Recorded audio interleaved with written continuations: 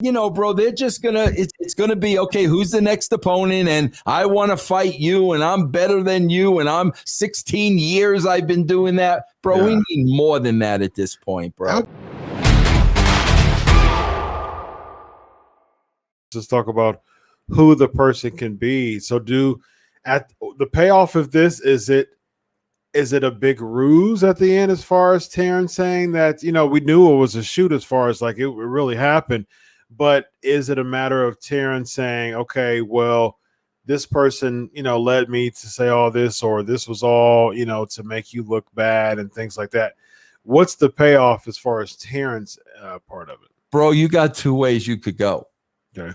The obvious way is it was a ruse, and it was her way to get back on TV and get back in the spotlight and get back with the WWE. It was that type of a thing, bro. Yeah. You could even build in the meantime.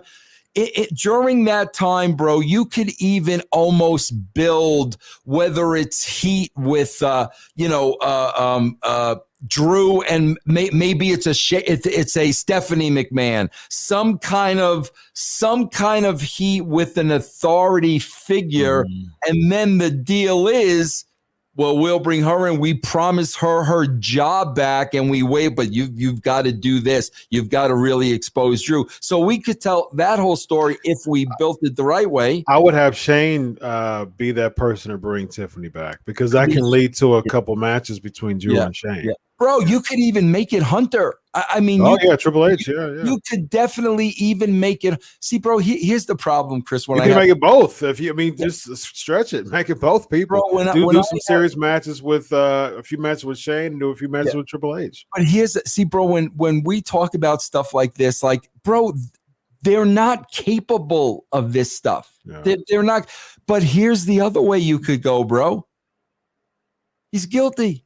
And you turn him freaking heel. You find out, bro. You find out, bro. Yeah, like, and then Drew goes heel, bro. Then you can bring Lashley back as a babyface. Oh yeah, you know what I'm saying? But bro, there's so much you can do. But bro, they're just it's gonna be okay. Who's the next opponent? And I want to fight you, and I'm better than you, and I'm 16 years I've been doing that. Bro, we need more than that at this point, bro. That would be really interesting if you turn. I mean, Drew's my favorite, but it would be interesting if you did do it at the payoff to this is that you had, Drew defend himself against Shane McMahon for a few months, against Triple H for a few months. He's getting that babyface pop because you're getting the heat from Triple H and Shane. So they're looking like the bad guys, but they're like, like, we know the dirt. Like, we're telling everybody like it was you. And you're like, no. And he's like,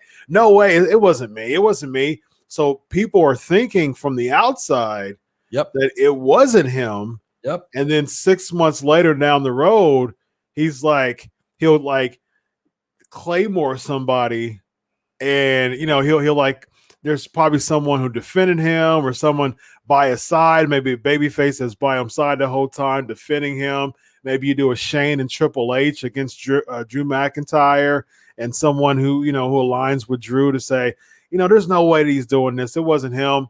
And all of a sudden at the end of a match, boom, Claymore's the babyface, his tag team partner.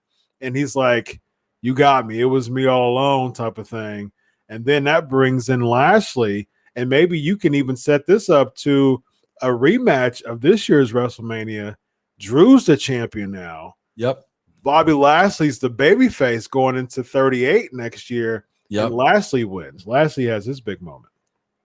Yeah, I mean that bro, there's so much. I mean, bro, you had to see me, Chris, and I may go to hell for this, I may not. But bro, when I'm at TNA and the stuff's going down with Jeff Jarrett and Kurt and Karen, and they're all working there, bro, I'm just like, we gotta go there. Like, I'm sorry, bro, we gotta go there. And bro, I got with all the talents, and I'm like, see, bro, they, especially Jeff, like, Jeff's got bloodlines in the business. Jeff knows what's money. So that's what Jeff's looking at, the money, you know? Yep. So, you know, my whole thing was, bro, if they didn't want to do it, discussion over. Yeah. But if they understand as professionals, this is going to draw, this is going to make money, this is going to make all of them richer. If they could just be professionals and play this out. And bro, like that's what we did. Yeah. And man, bro, like, you know, I mean, he's remarried. This was, bro, probably 10 years ago. Yeah. So both of them, Terrence, were married too. Yeah, so you got to think the water's under the bridge. I mean, you almost have to think, but you need something coming out of left field that is just really going to catch people's interest right away. Very true.